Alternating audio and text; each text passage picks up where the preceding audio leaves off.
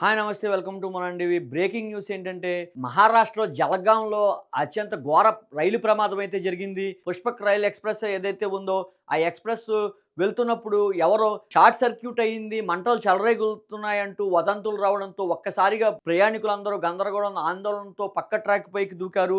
పక్క ట్రాక్ పై దూకిన సమయంలో అదే సమయంలో అటుగా వస్తున్న కర్ణాటక ఎక్స్‌ప్రెస్ వారి నుంచి దూసుకెళ్లడంతో 20 మంది అక్కడికక్కడే మృతి చెందారు. అత్యంత ఘోరమైన రైలు ప్రమాదంగా ఇది భావిస్తున్నారు. అయితే ఈ ప్రమాదానికి సంబంధించిన పూర్తి వివరాలు సేకరించే పనిలో అయితే అధికారులు ఉన్నారు. ఇంకా మృతుల సంఖ్య పెరిగే అవకాశం ఉంది. మంటలు చెలరేగకుండా వారు ప్రయాణికులైతే భయాందోళన చెందారు. భయాందోళనతో చైన్ లాగడంతో అక్కడికక్కడ ప్రయాణికులందరూ ఒక్కసారిగా పక్కనున్న ట్రాక్ పైకి దూకడంతో అటుగా వస్తున్న కర్ణాటక ఎక్స్‌ప్రెస్ అయితే వారిపై నుంచి దూసుకు వెళ్ళింది. ఇది అత్యంత బాధాకరంగా జరిగిన సంఘటనగా భావిస్తున్నారు. ఇప్పటికే 20 మంది మృతి చెందారు. అనేక మంది క్షతగాత్రులను పోలీసులు ఇప్పటికే అంబులెన్స్‌లో హాస్పిటల్‌కి తరలిస్తున్న పరిస్థితి అయితే ఉంది. మహారాష్ట్రలో ఘోర రైలు ప్రమాదంగా ఇది చెప్తున్నారు. అయితే మనం గమనిస్తే కనుక మొదటి నుంచి కూడా ట్రైన్‌లనేవి గతంలో ఒడిస్సాలో కూడా ఒక దారుణమైన ప్రమాదం అయితే చోటు చేసుకుంది.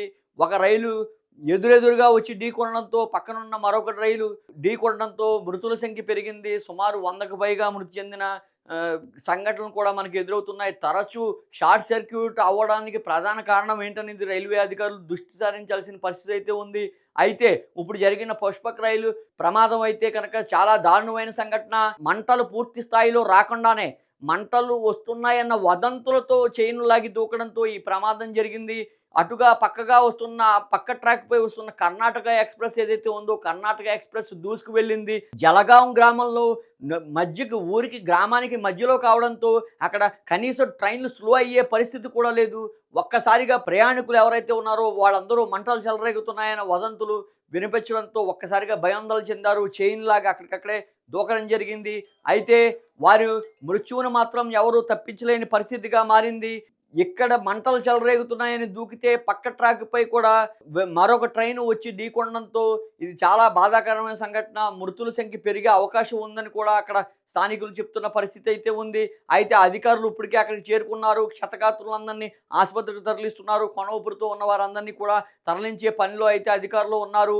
ఇప్పటికే దానికి సంబంధించిన పూర్తి వివరాలు సేకరిస్తున్నారు. ప్రయాణికులు ఎవరు, వారు ఏ గ్రామానికి సంబంధించిన వారు, ఏ ఊరికి సంబంధించిన వారు అంటూ వివరాలు సేకరించే పనిలో అయితే అధికారులు ఉన్నారు. రైల్వే అధికారులు కూడా పూర్తి స్థాయిలో ఆ సంఘటనకు సంబంధించిన ఏ విధంగా జరిగింది, ఎందుకని ఈ రకంగా మంటలు చెలరేగుతున్నాయి, షార్ట్ సర్క్యూట్లు ప్రధానంగా రైలులో ఎందుకని జరుగుతున్నాయని కూడా కోణంలో కూడా ఆలోచించే పరిస్థితి అయితే ఉంది. అయితే అత్యంత బాధాకరణం ఏంటంటే ఊరి నుంచి ఎన్నో ఆశలతో ఈ పండగ అయిన అనంతరం ఒకరికొకరు వారి సొంత గూటికి చేరే పరిస్థితి అయితే ఉంది. వారి సొంత ఊరికి చేరే సమయంలో ఈ రకంగా జరగడం, రైలు ప్రమాదం ఆ కుటుంబాన్ని శోక సముద్రంలో ముంచెత్తిన పరిస్థితి అయితే ఉంది. ఇప్పటికే క్షతగాత్రులు సుమారు 20 దాటారు.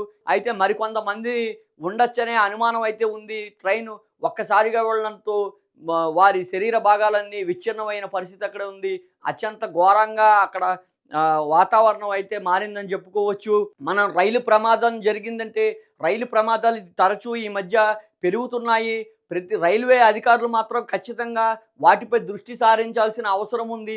ఎందుకంటే షార్ట్ సర్క్యూట్లు పెరగడం వల్ల విపరీతంగా మంటలు జరిగి అనేక రైలు బోగీలు అగ్నికి ఆహుతయ్యే పరిస్థితి అయితే ఉంది.